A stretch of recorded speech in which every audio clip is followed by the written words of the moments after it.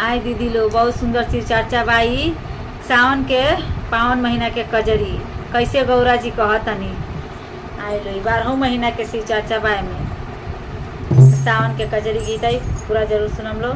हर हर महादेव। मैया भवानी की, हमारे सनातन धर्म की सभी देवी देवता के चरणों में प्रणाम बा।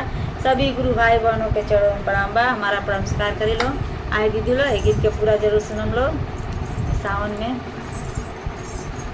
देखी लो।